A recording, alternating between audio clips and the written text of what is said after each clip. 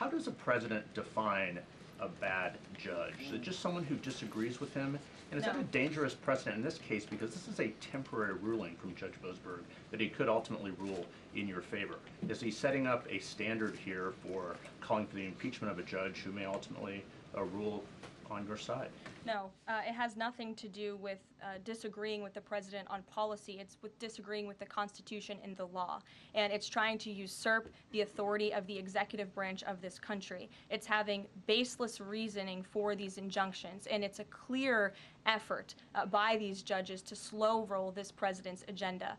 And if you just look at the injunctions that this president has faced, deporting foreign terrorists from our homeland, hiring and firing of executive branch employees, which when the president is the executive of the executive branch. You also see an injunction by a partisan activist judge when it comes to the Secretary of Defense trying to determine the readiness of our troops and the qualifications of our troops in our armed forces.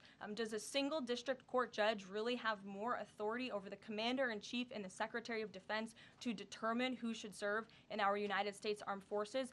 Absolutely not. Anyone who has taken a basic civics lesson can understand that, and it's ridiculous lawfare that we are witnessing. The president said he respects the Chief Justice here.